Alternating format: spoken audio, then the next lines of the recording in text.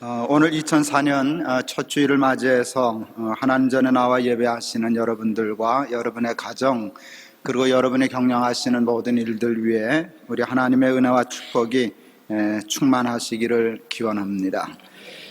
우리는 작년부터 하나님의 식탁에 올려드릴 하나님이 기뻐하시는 메뉴를 매주일마다 함께 생각하며 예배를 드리고 있습니다. 2004년 오늘이 첫 주일인데 첫 주일 하나님의 식탁에 올려드릴 메뉴를 무엇으로 할까 하는 생각을 깊이 하다가 엉뚱해 보이지만 말라기 3장의 말씀을 중심으로 11조를 설교하기로 생각했습니다. 11조 설교는 참 부담스러운 설교입니다. 별로 세련된 설교가 되기 어렵고 잘못하면 무식하고 기복적인 설교로 매도당하기 쉽기 때문입니다.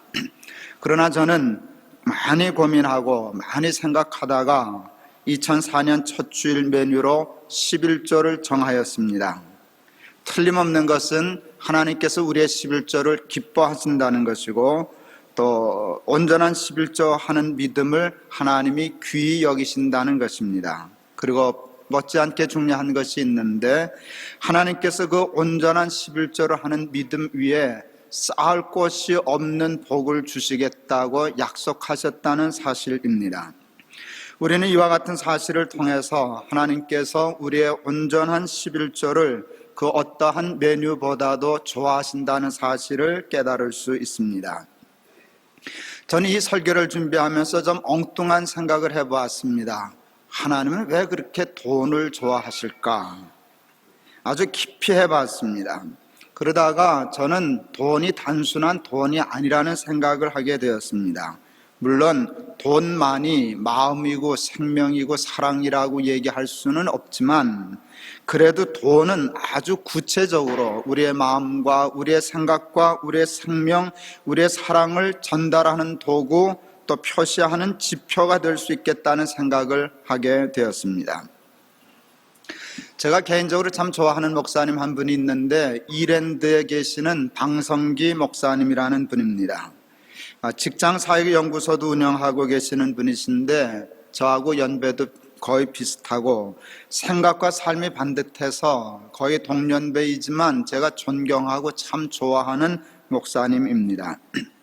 작년 코스타 모임에서 만났는데 박 목사님이 저에게 매우 재밌고 중요한 얘기를 해 주었습니다. 그것은 우리나라 사교육비가 너무 과다하게 많으니 그거 좀 줄이는 캠페인을 같이 하자 하는 것이었습니다.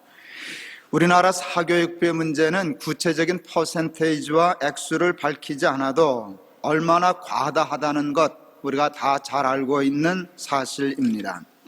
상상을 초월하는 과다한 사교육비의 지출로 말미암아 가정경제가 균형을 잃어버렸습니다. 마땅히 쓰고 지출해야 할 것의 지출들이 되지 않기 때문에 여러분 가정의 건강이 무너지고 있습니다. 그래서 이런저런 문제들이 생겨나고 있는데 박 목사님이 가장 심각하게 생각하는 문제 중에 하나는 연세 드신 부모님들과 어른들에게 드리는 생활비와 용돈이 줄어들고 있다는 것이었습니다. 우리나라는 아이들 때문에 연세 많으신 어른들과 노인들이 너무나 비참할 만큼 소외를 당하고 있다는 이야기였습니다. 박 목사님은 과감하게 사교육비를 줄여서 연세 드신 어른들과 부모님들에게 좀 더 넉넉한 용돈과 생활비 드리는 운동을 캠페인을 해야 된다는 것이었습니다. 그래서 자기 아들 사교육비를 아주 많이 줄였고 과외 잘 안 시킨다고. 근데 그 목사님이 소위 말하면 KS 출신이거든요. 우리나라에서 제일 좋은 고등학교, 우리나라에서 제일 좋은 대학교, 미국에서도 제일 좋은 대학에서 교육학 박사를 하신 분이에요. 그 집 아이들이 공부 잘할까요? 못할까요? 씨가 좋아서 그런지 공부를 잘하더라고요. 그러니까 사람들이 그런데요. 자기 아들은 공부를 잘하니까 저러지. 그래서 자기 말은 씨가 잘 안 먹힌대요. 근데 다행스럽게 아들 중에 하나가 공부에 좀 게으른 친구가 있대요. 그래서 성적이 좀 안 좋대요. 그래서 그놈이 나한테 효도를 한다고 그런 엉뚱한 얘기를 하시더라고요. 자기 아들 중에도 성적 조금 안 나오고 뒤처진 아이가 있지만 그 무조건 공부만 잘하라고 사교육비 그렇게 지출하고 싶지 않다고, 그거 좀 줄여서 부모님 용돈 더 드리는 게 옳은 일이라고 하는 얘기를 했습니다. 김 목사는 이것저것 다니면서 설교할 기회가 많은 사람이니 김 목사 가는 데마다 그 설교 좀 해, 나하고 이 어른들 부모님들 좀 용돈 넉넉하게 드리고 하는 그 캠페인 하자고 하는 얘기를 할 때 저는 그게 매우 중요한 얘기라는 생각을 하게 되었습니다. 막내 아이가 고등학교 때 공부를 좀 소홀히 했습니다. 막내를 붙잡고 어느 날 제가 엉뚱한 이야기를 했습니다. 아버지 원로 목사 안 할 거다. 아버지가 만일 원로 목사를 한다면 우리 교회가 작은 교회가 아니니 아마 평생 내 신세 안 져도 걱정 없이 살 수 있을 거다. 그러나 아버지는 교회 덕 보고 살고 싶지 않아. 아버지는 이 다음에 내 덕 보고 살고 싶은데 내 생각은 어떠냐? 아버지가 교회 덕 보고 살랴? 내 덕 보고 살랴?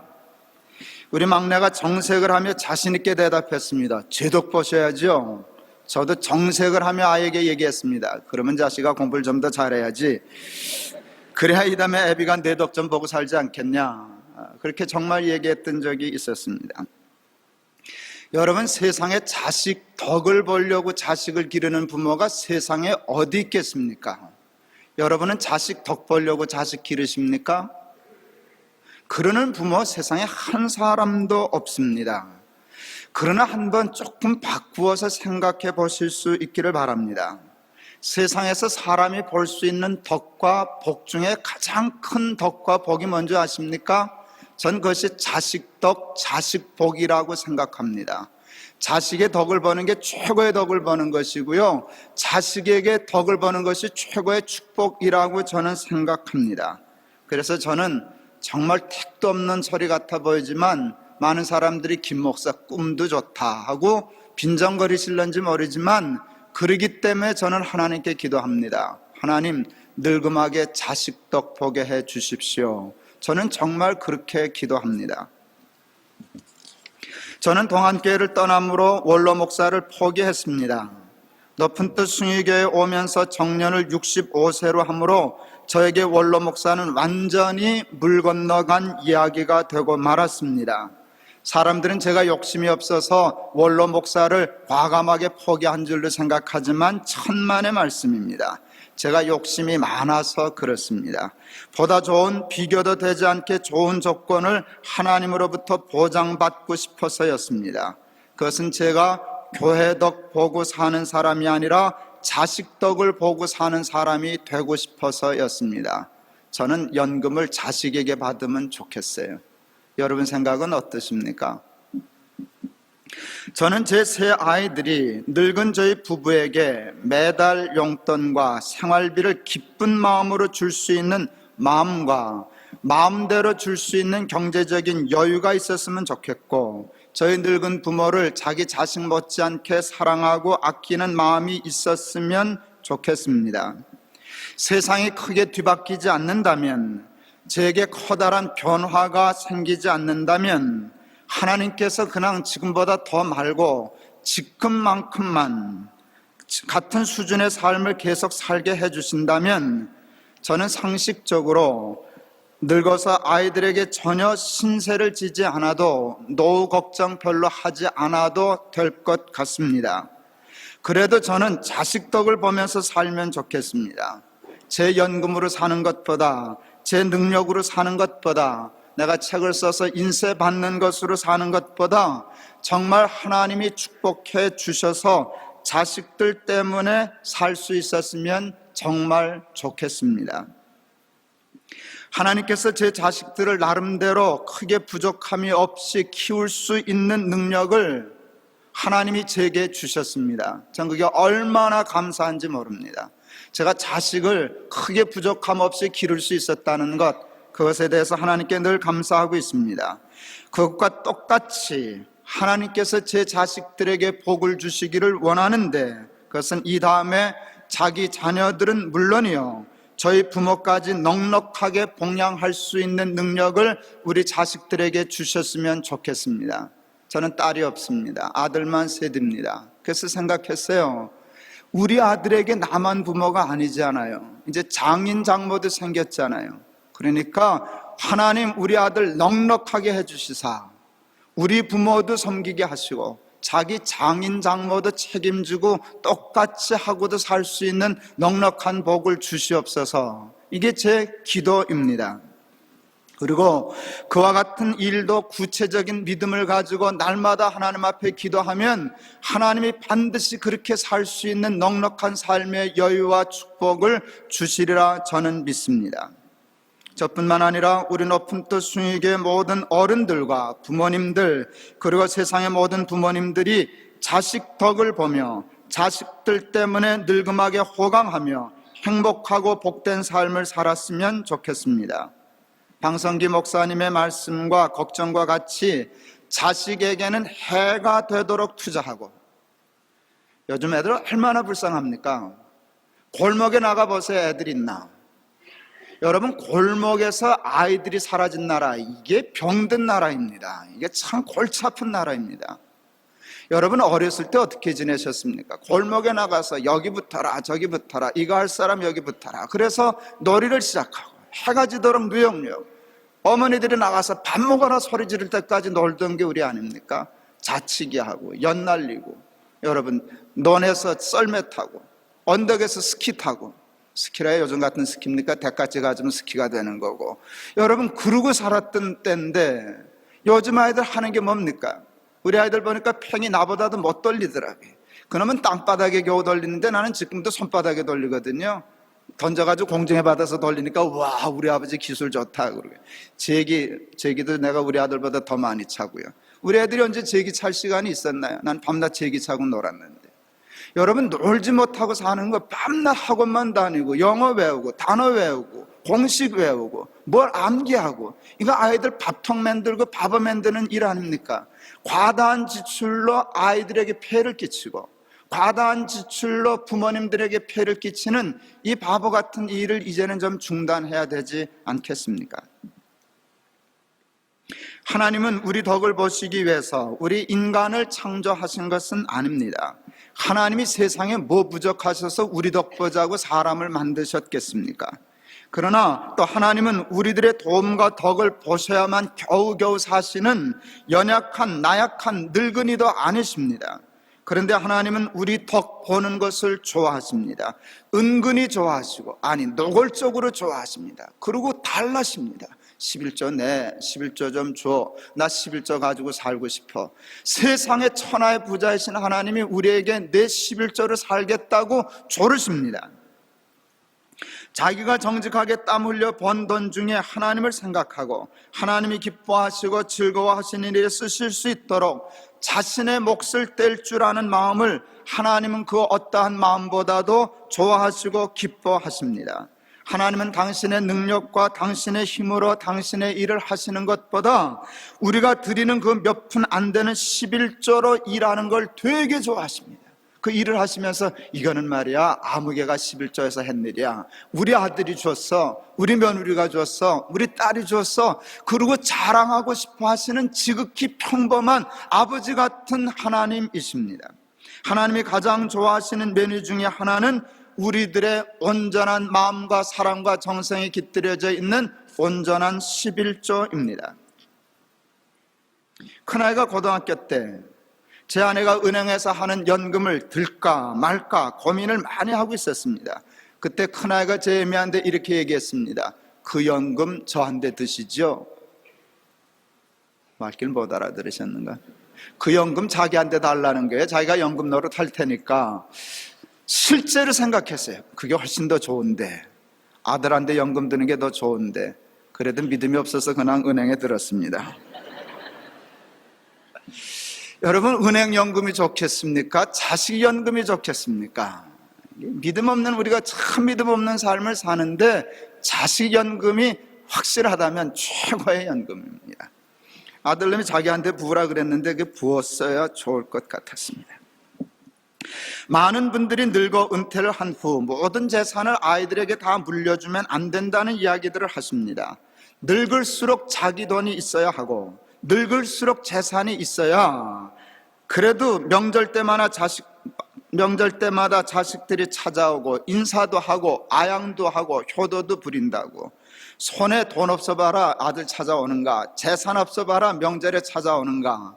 이게 얼마나 경험에서 우러나오는 실제적인 지혜의 말씀이겠습니까?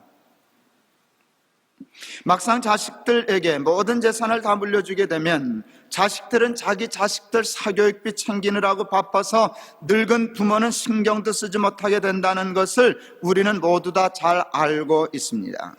그래도 저는 확률이 아주 희박하지만, 그래서 사실은 저도 꼭 그렇게 하기가 여간 겁나고 두렵지 않지만, 자신이 없지만, 그래도 자식이 정말 늙고 힘없는 부모에게 늘 마음이 있어서 자기 자식 돌보는 것만큼 그것의 몇 분의 1이라도 떼어서 부모를 책임지고 섬기고 부모를 옹색하게 하지 않으려고 하는 마음과 능력이 있다면, 하나님께서 무모해 보이기까지 하는 제 기도에 응답해 주셔서 정말 제가 제 기도대로 자식 덕을 보면서 능히 살 수만 있다면, 저는 은행에 연금 들고 싶지 않습니다.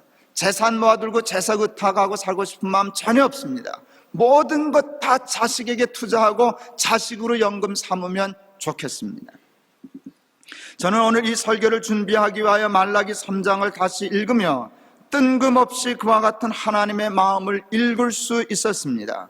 천하 없어도 10분의 1은 하나님의 것이라고, 하나님께 드려야만 한다고, 아낌없이 소득의 온전한 11조를 떼는 자에게 하나님은 자신의 모든 것을 쏟아 부어 축복해 주시기를 원하고 계십니다. 오늘 본문 말라기 3장 10절 이하의 말씀이 바로 그 말씀입니다.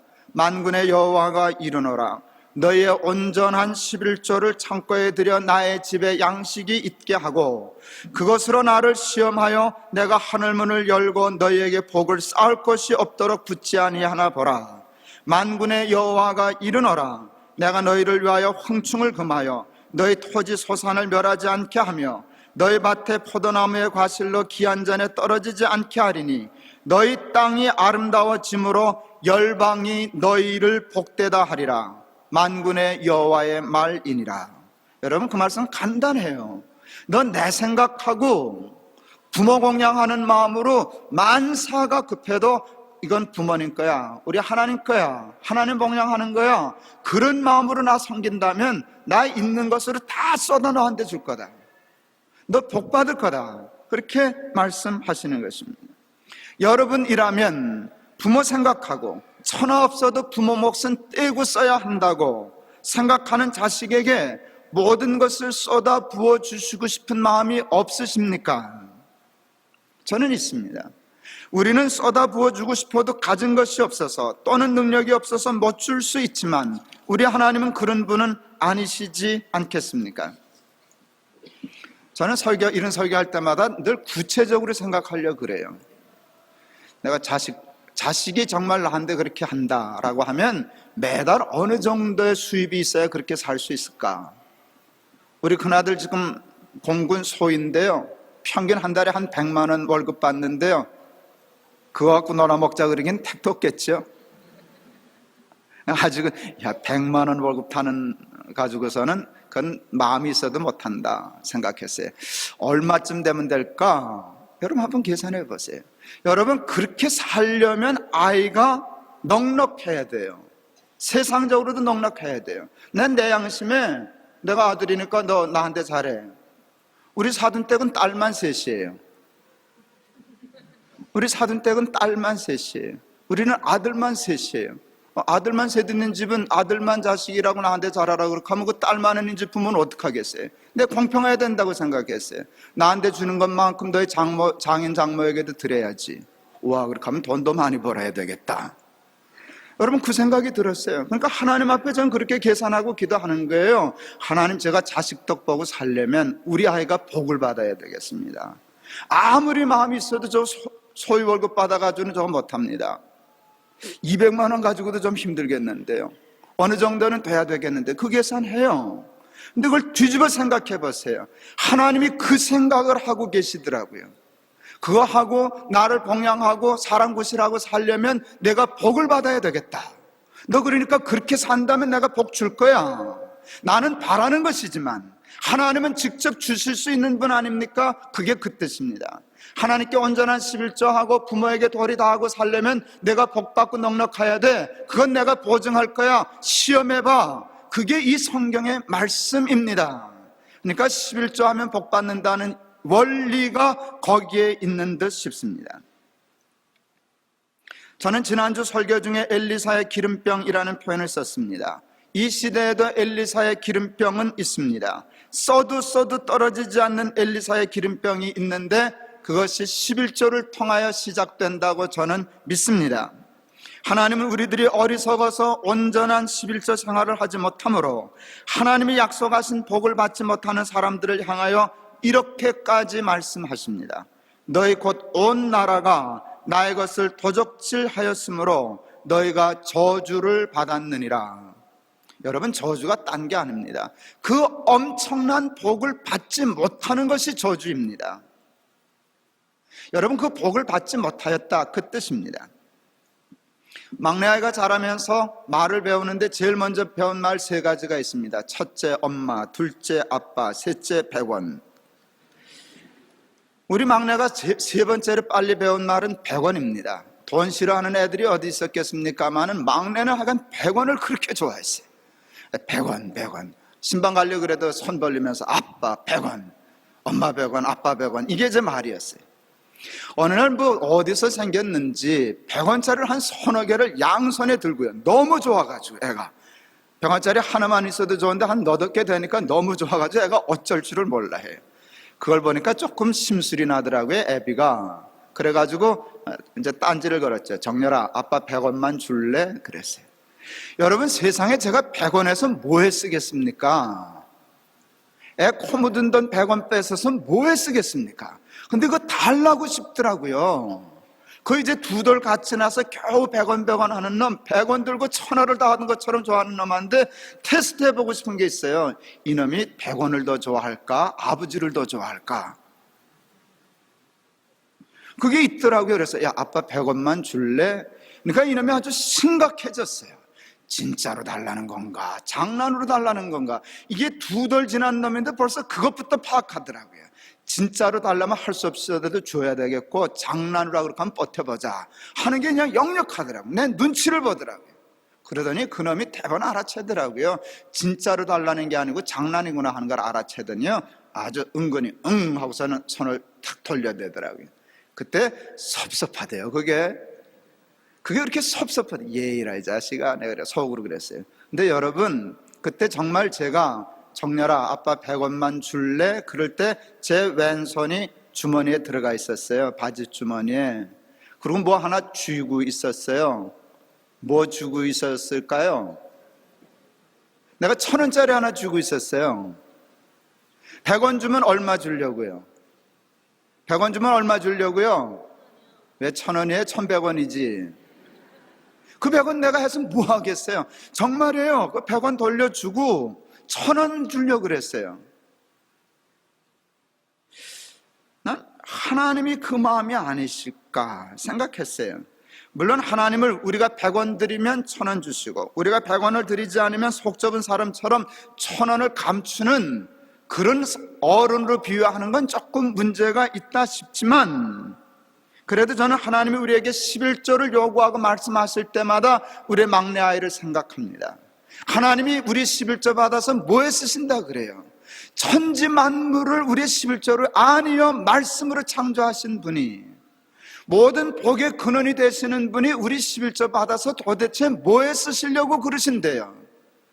돈은 하나님에게 돈이 아니에요. 마음이에요.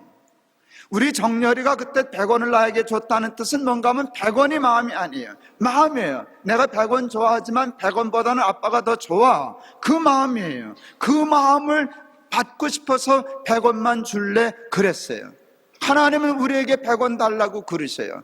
근데 여러분 다, 제가 요즘 너무 거친 표현이지만 여러분 다 밥통들이잖아요. 우리 정렬이 수준이잖아요. 하나님 눈치 보잖아요. 하나님 11조 안 내도 벼락 안 치는 거 아시잖아요. 그러니까 은근히 응 하고 손 돌려댔잖아요. 그러니까 밥통이지요.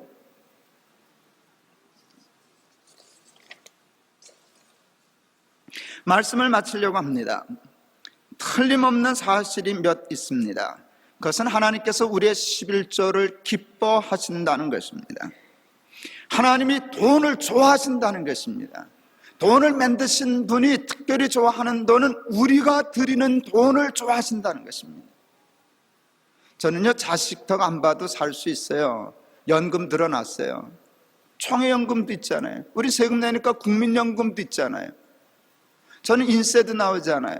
난 돈 똑같은 돈이지만 달라요. 연금으로 받는 돈과 인세로 받는 돈과 그 돈도 똑같은 돈이지만 아니에요. 아들이 주는 돈이 제일 좋아요. 난 다른 돈 다 포기하고 아들이 주는 돈으로만 살 수 있으면 제일 잘 사는 것이라고 생각해요. 하나님이 우리 아들이 나 그렇게 살 수 있도록 넉넉하게 해주시면 참 좋겠어요. 그래서 정렬아 100원만 줄래 하는 마음은 그제나 지금이나 똑같아요. 하나님 부족한 거 없으신데 하나님이 제일 좋아하시는 것은 우리의 11조예요. 온전한 11조예요. 그래서 하나님이 어떻게 보면 참 바보 같으셔요. 내 11조 하도 답답해가지고 하나님 앞에 한번 아이디어를 드려서, 하나님 그러지 말고요, 주고 떼시지 말고요, 떼고 주세요. 지것들이 뭐 떼고 주면 뭐라 그러겠어요? 11조 미리 떼고 주세요. 근데 그게 소용없는 말이에요. 하나님이 그 떼는 게 중요한 게 아니에요. 준 가운데서 내 것이라고 생각한 가운데서 부모에게 하나님께 떼는 거, 그게 필요해서 11조 달라 그러시지, 돈이 필요하면 떼고 주시지 뭐하러 주고 떼라 그러시겠어요? 나는 연금도 좋고 인세 받는 것도 좋지만 자식이 주는 돈이 제일 좋겠어요. 하나님이 여러분 주시는 돈을 제일 좋아하세요. 법회 딴 얘기하기 전에 11조부터 하나님 앞에 잔치상에 올려드리는 저와 여러분들이 다 되실 수 있기를 바랍니다. 저는 말라기 3장 10절 이하의 말씀이 하나님의 말씀임을 믿습니다. 요즘 보면 아주 웃기는 사람들이 많아요. 구약은 율법이고, 구약의 말씀은, 여러분 구약의 말씀도 하나님의 말씀이고 신약의 말씀도 하나님의 말씀입니다. 사람들은 11조의 말씀이 구약의 말씀이기 때문에 꼭 지키지 않아도 된다고들 하지만 그것은 우리가 하나님의 복을 받는 것을 샘나하는 사탄의 말입니다. 누가복음 11장 42절에서 예수님은 이렇게 말씀하셨습니다. 화 있을진저 너희 바리새인들이여, 너희가 박하와 운향과 모든 채소의 11조를 드리되 공의와 하나님께 대한 사랑은 버리는도다. 그러나 이것도 행하고 저것도 버리지 말아야 할 것이니라. 예수님이 바리새인들의 위선된 11조를 비판하고 계셔요. 저들은 11조는 잘 드렸어요. 근데 하나님은 돈을 요구하시는 게 아니거든요. 아무리 액수가 맞아도 마음 없는, 사랑 없는, 그냥 11조 내면 복 받는다는 계산 때문에 기복적인 신앙으로 드리는 부족 같은 11조를 비판하시는 거예요. 그런 11조, 하나는 그러시는 거죠. 내가 거지냐? 마음 없는 11조, 그거 나 원치 않는다. 사랑이 없는 11조, 그거 내가 해서 못하랴 하고 바리새인들의 왜곡된 11조를 비판하고 계세요. 근데 잘 보세요. 그러니까 이제부터 11조 제도는 폐지하라? 아니요. 11조를 하되 액수도 맞추지만 거기에 본래 정신은 하나님 사랑하는 마음을 담아 온전한 11조를 하라는 말씀이에요. 예수님은 율법을 폐하러 온 분이 아니라 온전케 하러 오신 분이라 하셨어요. 어떤 분은 그러대요. 예수님이 11조 얘기하는 거 들어봤냐고. 여기 있잖아요. 예수님이 11조에 대해서 말씀하고 계세요. 위선된 부적 같은 11조 그거 안 된다. 11조 하면 하나님이 채워주지 않나. 그런 장사석 같은 얘기가 아니에요. 오늘 제가 여러분에게 난 자식 덕 보고 싶어요. 정렬아 100원만 줄래? 그 마음으로 하나님이 11조를 요구하셔요. 그런 거예요. 11조는 아니에요. 이거 내면은 장사가 잘 되고 수입이 더 많아지고 그런 시시한 얘기하는 거 아니에요. 하나님은 온전한, 예수님은 온전한 정신이 살아있는 온전한 11조 하기를 예수님은 권면하고 계십니다. 예수는 구약의 율법을 폐하러 오신 분이 아니십니다. 폐하러 오신 것이 아니라 온전케 하려 오신 것입니다. 예수님은 구약의 11조를 폐하신 적이 없어요. 이것도 행하고 저것도 버리지 말라 분명히 말씀하셨어요. 11조 안에 숨어 있어야 하는 하나님의 사랑의 진심을 가르침으로 11조를 온전케 하려 하신 것입니다. 말씀 마치렵니다. 저는 자식을 축복할 능력이 없어요. 자식이 나한테 잘하고 나뿐만 아니라 자기 처가집 부모님도 잘 섬기고 살려면 복을 받아야 되겠어요. 그래야 그 일을 할 수 있지 않겠어요? 근데 나는 하나님께 그 복을 빌 뿐이지 줄 수는 없어요. 근데 하나님은 그런 마음 가지고 사는 자에게 당신이 직접 복을 주실 수 있어요. 당연히 주시죠. 내가 복을 주어야 저놈들이 나한테 할 테니까. 아무리 마음이 있어도 없으면 못할 테니까. 그게 오늘 이 11조의 말씀인 줄을 믿습니다. 저는 사랑하는 여러분들이 하나님께 온전한 11조를 드리시는 분들이 되실 수 있기를 바랍니다. 하나님을 위한 하나님의 잔치상에 하나님이 가장 기뻐하시는 온전한 11조를 올려드리는 저와 여러분들이 다 되실 수 있기를 바랍니다. 그리고 성경에 하나님이 안타까운 마음으로 약속하신 축복의 증인들이 다 되실 수 있기를 바랍니다. 그리고 그 일을 실천함으로 여러분들이 하나님이 우리들 때문에 받으시는 복, 그 기쁨처럼 여러분도 자식들에게 그 복을 받으면서 사실 수 있기를 바랍니다. 저 오늘 이 설교 준비하면서 우리 어머니 용돈 올려드려야지, 말했으면 당장 실천을 해야지, 말만 하면 뭐 되겠어요? 많이 올려드려야 되겠다. 나는 어머니가 돈 쓸 데가 어딨나 생각했는데 밥 잘못 쓰는 생각이다. 친구들과 다 점심이라도 우리 어머니가 한번 사게 하고 그렇게 해드려야지. 우리 장인어른도 계시는데 딴 건 몰라도 용돈 좀 많이 드려야지. 여러분, 오늘 설교 듣고요, 11조만 잘하지 마시고요, 부모님들 생활비 올려드리세요. 용돈 더 많이 드리세요. 애들 과외 하나 끊어요. 애들 과외 하나 끊어요. 그리고 좀 가서 자취하게 내버려둬요. 여러분, 꼭 공부 잘해 잘 사는 세상 이제 지났어요. 한참 지나고 있는데, 여러분, 저 밤낮 나가서 자치기 하고 밤낮 나가서 썰매 타고 연들, 그러고도 높은 또 수익의 목사 됐는데 여러분, 너무 애 때려잡지 말고, 너무 많이 들여서 애 잡고, 너무 많이 들여서 부모한테는 드릴 거 없어서 부모 잡고, 그 양치기 바보짓 하지 말고 과외 끊어가지고 부모님 용돈 좀 많이 들으시기를 바랍니다. 우리 방성기 목사님 오늘 이 설교 들으면 아주 좋아하실 거라 생각이 듭니다. 기도하시겠습니다. 부모들이 자식 덕을 보고 사는 복을 받게 하여 주옵소서. 하나님, 우리 부모님들이 우리 덕을 보게 하여 주시옵소서. 하나님이 우리 덕을 보시고 싶어 하십니다. 하나님, 우리 온전한 11조를 드려 우리의 11조로 하나님 사실 수 있게 해 주시옵소서.